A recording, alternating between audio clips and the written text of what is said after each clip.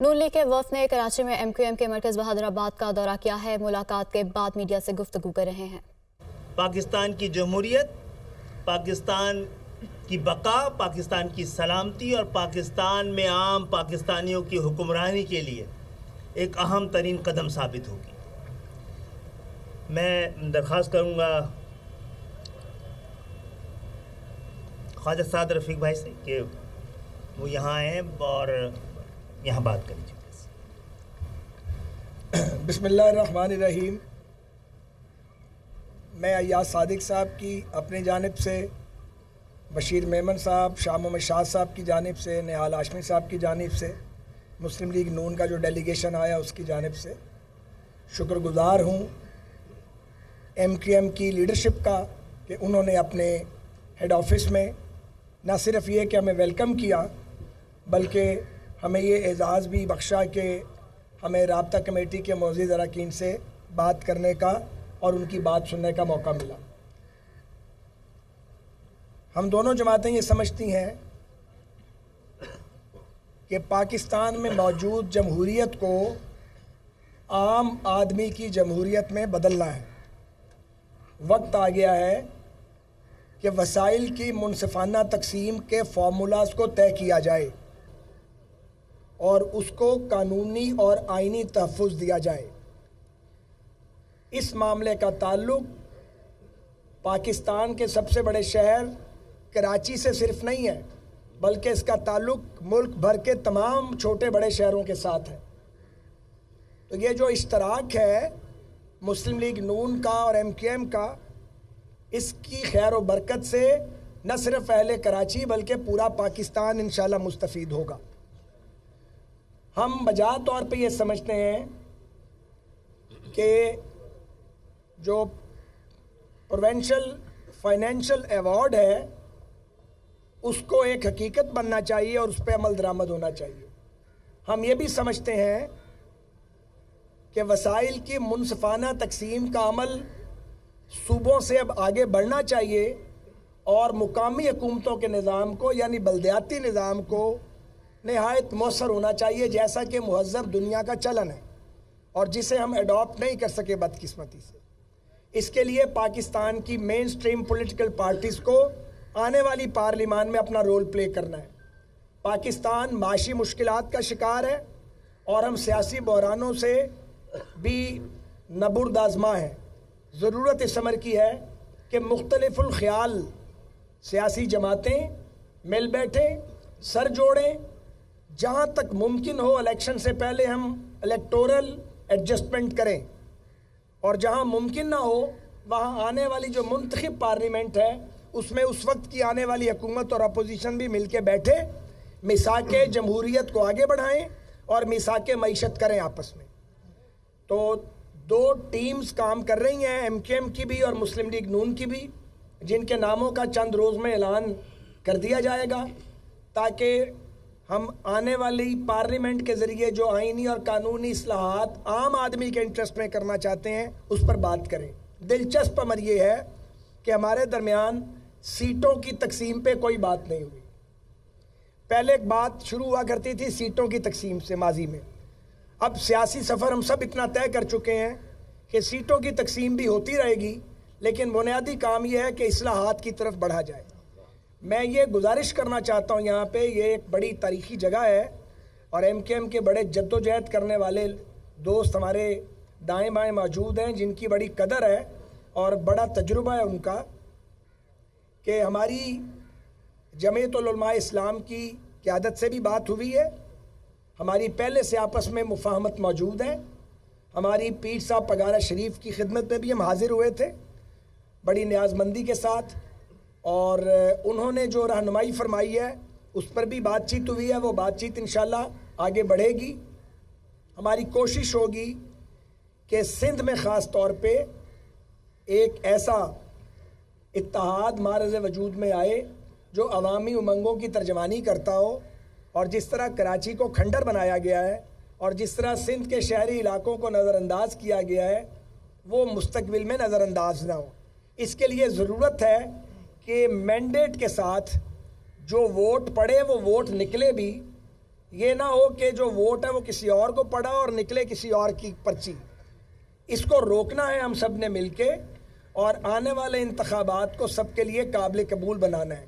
سو یہ ذمہ داری صرف مسلم لیگ نون اور ایم کیو ایم ہی کی نہیں ہے, یہ ذمہ داری ریاستی اداروں کی بھی ہے اور باقی سیاسی قوتوں کی بھی ہے کہ وہ سب کے لیے سانس لینا, سر اٹھا کے چلنا اور کام کرنا اور الیکشن کیمپین کرنا جو ہے اس کو ممکن بنائیں. بہت شکریہ. معزز صاحب حضرات, ہم سب جانتے ہیں اور ہم یہ بات کو تسلیم کرنا چاہیے, اس وقت پاکستان ہر طرح کے بحران سے نبرد آزما ہے. ہمیں مالی بحران, انتظامی بحران, آئینی بحران, سیاسی بحران, عدالتی بحران, سب کا سامنا ہے. لیکن ہمیں غور سے ہم دیکھیں تو معاملہ پاکستان میں اس وقت مالی بحران کا نہیں ہے, اصل بحران نیتوں کا ہے. پاکستان جس طرح کی قوم ہے اور اللہ تعالیٰ نے جو اس کو وسائل دیے ہیں, وسائل کی تقسیم بعد پاکستان ایک ایسا ملک بنے گا جو اقوام عالم میں سر اٹھا کے چلنے کے قابل اور ملت اسلامی کی قیادت کرنے کے قابل ہوگا. ہم یہ سمجھتے ہیں کہ ہمیں پاکستان کے آئین کو مضبوط کرنا چاہیے, بہتر کرنا چاہیے, عوام دوست بنانا چاہیے. یہ حکمران دوست آئین سے کام نہیں چلے گا.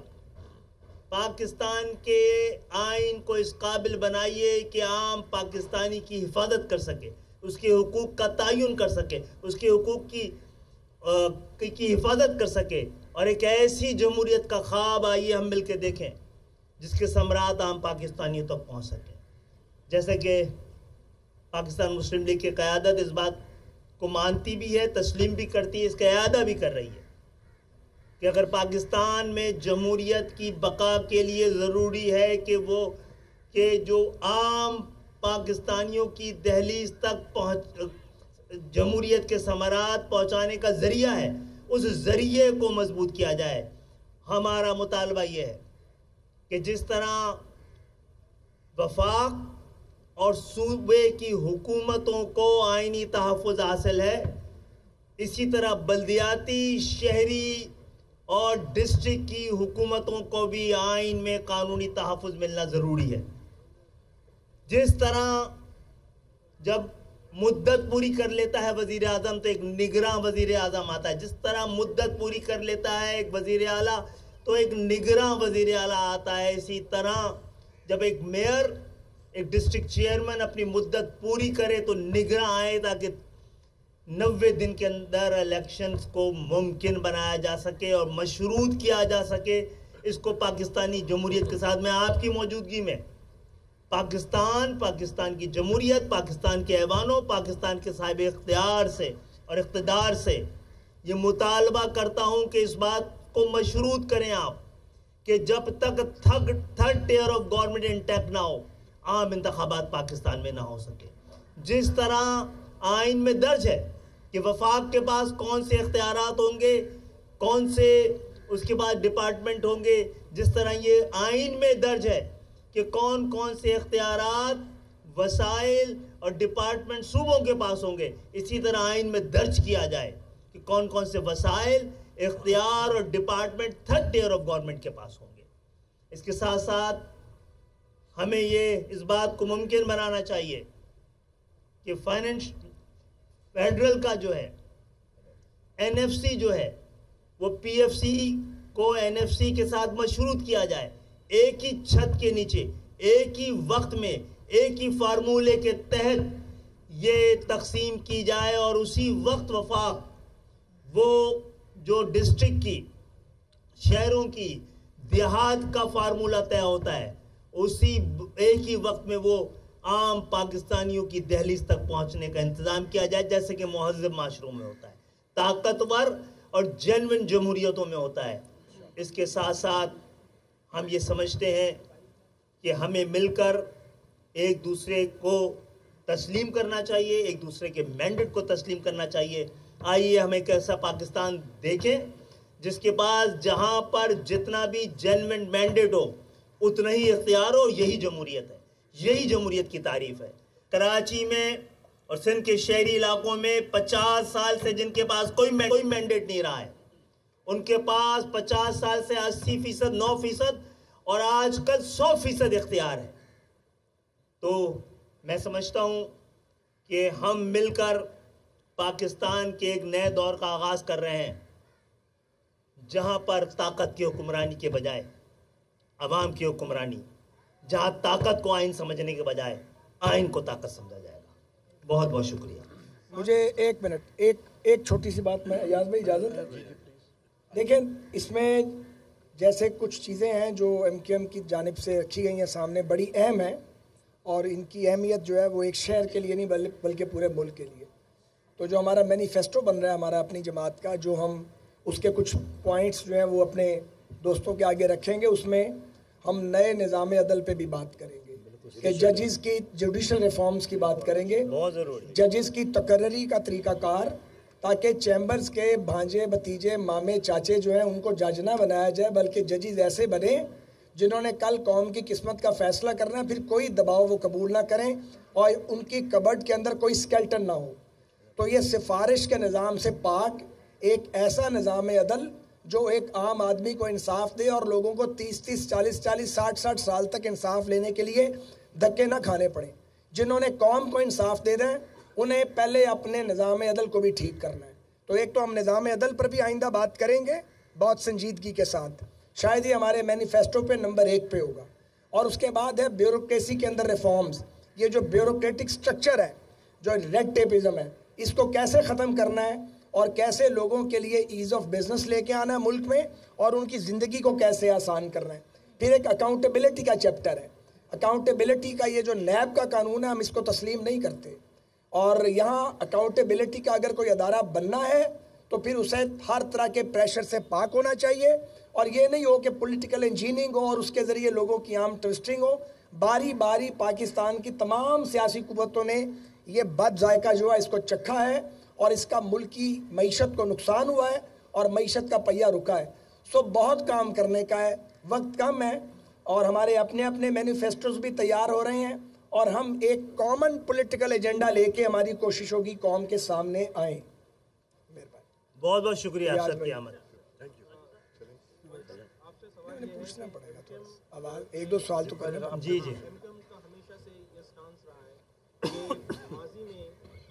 سوال خالد بھائی سے ہے کہ مجھ سے؟ آپ سے. اچھا کہ جب بھی MQM کے خلاف آپریشن ہوا اور ذمہ واری جو ہے وہ ان پر ڈالی گئی بد امنی کی، اور وہ نواز شریف کے دور میں ہوئی، تو کیا جو آپ لوگوں کا اتحاد بننے جا رہا ہے، یا آپ سمجھتے ہیں کہ لائک مائنڈڈ ہیں، تو یہ جو ماضی کی تلخیاں ہیں ان کو بھلانے کے لیے، ان کو کم کرنے کے لیے، لیول آف ٹرسٹ بڑھانے کے لیے آپ نے کیا اقدامات کیے، کیا بات چیت؟ گزارش یہ ہے کہ یہ ایک دن کی بات چیت کا کام نہیں ہے.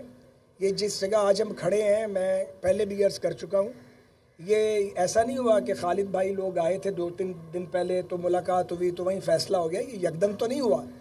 بہت سے CBMs ہمارے بیچ پچھلے 2-2.5 سال میں ہوئے ہیں. ان CBMs کے نتیجے میں آج ہم اس پوزیشن میں ہیں کہ جب ہمارے احباب کوئی بات کہتے ہیں ہم اسے بہت سنجیدگی سے لیتے ہیں، اور ہم سمجھتے ہیں جو یہ کہہ رہے ہیں وہ کریں گے، اور جو ہم ان کی خدمت میں کوئی بات رکھتے ہیں تو وہ بھی اس بات کو سنجیدگی سے لیتے ہیں. پیپلز پارٹی نے کانفرنس کی ہے، شجیل میمن نے، انہوں نے کہا نون لیگ اور MQM کا اتحاد 0/0 ہے، اس پہ کیا کہیں گے؟ کچھ نہیں کہیں گے. اس